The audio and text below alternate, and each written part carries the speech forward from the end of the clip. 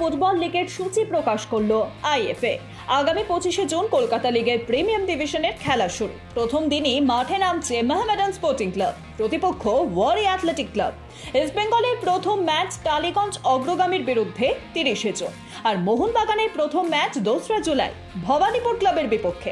13ই জুলাই শনিবার কলকাতা লিগের ডার্বি, মুখোমুখি মোহনবাগান ইস্ট বেঙ্গল। ম্যাচের ভেন্যু এখনো নির্ধারিত হয়নি। মেরুদণ্ডের সিস্টে অপারেশনের পর প্রাক্তন বিশ্ব নম্বর 1 অ্যান্ডি ম্যারে এবারের উইম্বলডন থেকে বাদ পড়েছেন।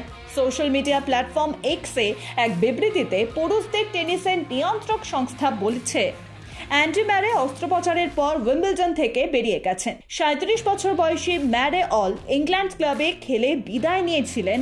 সেখানে তিনি 2বারের চ্যাম্পিয়ন। উইম্বলডন 1 জুলাই থেকে চলবে 14 জুলাই পর্যন্ত। চোকার্সরা ওয়েস্ট ইন্ডিজের বিপক্ষেও কঠিন পরিস্থিতিতে পড়েছিল, কিন্তু সব বাধা কোনো ক্রমে পার করে জয় তুলে নিয়ে সেমিফাইনালে টিকিট পেল তারা। ফেভারিট ওয়েস্ট ইন্ডিজকে বৃষ্টি আইনে 3 উইকেটে হারালো দক্ষিণ আফ্রিকা। দক্ষিণ আফ্রিকার সামনে পরিবর্তিত টার্গেট হয় 123 রান, করতে হবে 17 ওভারে। এই রান তারা টপকে গেলে 5 বল হাতে রেখে। এই রান করতেই একসময় প্রথম সারির 5 উইকেট চলে গিয়েছিল দক্ষিণ আফ্রিকা। শুধু টিকেছিল মারকুটে ব্যাটার ক্রিস্টান স্ট্যাবোস। তাকে নিয়েই জয়ের স্বপ্ন দেখেছিল প্রোটিয়ারা, কিন্তু স্বপ্নে ব্যাঘাত ঘটে। স্ট্যাবোস 29 রানে আউট হলেন। এরপরেই জয়ের পাল্লা ঝুঁকে পড়ে ওয়েস্ট ইন্ডিজের দিকে। ম্যাচ ফিক্সিং এর অভিযোগ উঠেছে বাবর আজমের বিরুদ্ধে। পাকিস্তান অধিনায়কের বিরুদ্ধে এমন গুরুতর অভিযোগ তুলেছেন সঞ্চালক মুবাসির লুকমান। এই সঞ্চালক তিনি বলেছেন, ম্যাচ ফিক্সিং করে অডি গাড়ি ও বিভিন্ন দেশে ফ্ল্যাট পেয়েছেন বাবর আজম। এই ধরনের মিথ্যা ও ভিত্তিহীন অভিযোগে মানহানি হয়েছে বলে দাবি করেছেন ক্ষুব্ধ বাবর। অভিযোগকারী লুকমানের কাছে 1 কোটি টাকার ক্ষতিপূরণ চেয়ে আইনি নোটিশ পাঠিয়েছেন তিনি। পাকিস্তান দল চলতি টি-20 বিশ্বকাপের গ্রুপ পর্ব থেকে বাদ পড়ার পর সে দেশের ক্রিকেট আঙ্গন এখন ফিক্সিং এর এই অভিযোগে তোলপাড়। ইতিহাসের 10 নম্বর জার্সির মাহাত্ম্যই আলাদা।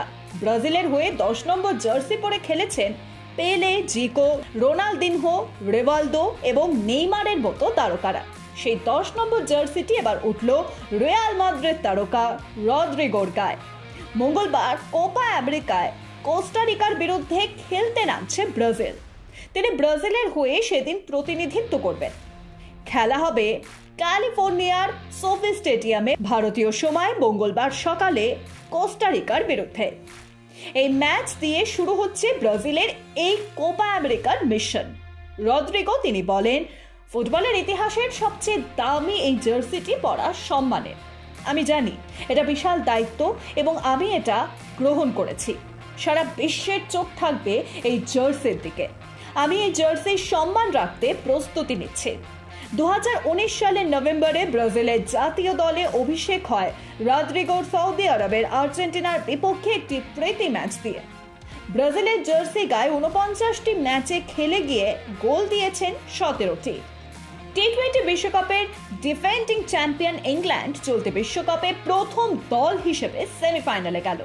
অথচ এই দলটি গ্রুপ পর্ব থেকে সুপার 8-এ যাওয়া নিয়ে একটা সংশয় ছিল। রবিবার রাতে 62 বল হাতে রেখে যুক্তরাষ্ট্রকে 10 উইকেটে হারিয়ে সেমিফাইনালে টিকিট কেটেছে বাটলারের দল। কেনসিংটনে টস হেরে প্রথমে ব্যাট করে 115 রানে অল আউট হয়ে যায় যুক্তরাষ্ট্র। যুক্তরাষ্ট্রকে অল আউট করার পেছনে ছিলেন ইংলিশ পেসার ক্রিস জর্ডান। ইংল্যান্ডের হয়ে আন্তর্জাতিক ক্রিকেটে প্রথম বোলার হিসেবে হ্যাট্রিকের দেখা পান এই পেসার। তিনি 18 ওভারে 5 বলে 4টি উইকেট নেন। স্টুটগার্টে রবিবার রাতে এ গ্রুপের ম্যাচটিতে স্কটল্যান্ডের বিরুদ্ধে 1-0 গোলে জিতেছে হাঙ্গেরি। 86তম মিনিটে বদলি নেমে এক্সট্রা টাইমের শেষ মিনিটের ব্যবধান গড়ে দেওয়ায় গোলটি করেন হাঙ্গেরির কেভিন চোবোত। এই নাটকীয় জয় ইউরোপিয়ান চ্যাম্পিয়নশিপের নকআউট পর্বে যাওয়ার আশা বাঁচিয়ে রাখল তারা। প্রথম 2 ম্যাচে হাঙ্গেরি হেরেছে। এই জয় 3 পয়েন্ট নিয়ে গ্রুপে তৃতীয় হয়েছে তারা। 4 তৃতীয় সেরা দলের একটি হিসেবে নকআউটে যাওয়ার আশা টিকিয়ে রাখল তারা। আসরের 6 গ্রুপের শীর্ষে 2টি করে দল যাবে নকআউটে। সঙ্গে গ্রুপে তৃতীয় হওয়া সেরা 4 দল যাবে শেষ 16-য়। আর স্কটল্যান্ডের পয়েন্ট 1। তারা বিদায় নিল টুর্নামেন্ট থেকে। চলছে টি20 বিশ্বকাপ, আর আজ সুপার 8 পর্বের শেষ পর্বে মুখোমুখি হবে ইন্ডিয়া ভার্সেস অস্ট্রেলিয়া। দুই দলের কাছে এই ম্যাচ খুবই গুরুত্বপূর্ণ। যদি ইন্ডিয়া এই ম্যাচে জিতে যায় তাহলে সরাসরি পৌঁছে যাবে সেমিফাইনালে, এবং অস্ট্রেলিয়া যদি হেরে যায় তাহলে তারা ছিটকে যাবে টি20 ওয়ার্ল্ড কাপ থেকেই। তবে জানা যাচ্ছে বৃষ্টিতে ভেস্তে যেতে পারে আজকের ম্যাচটি।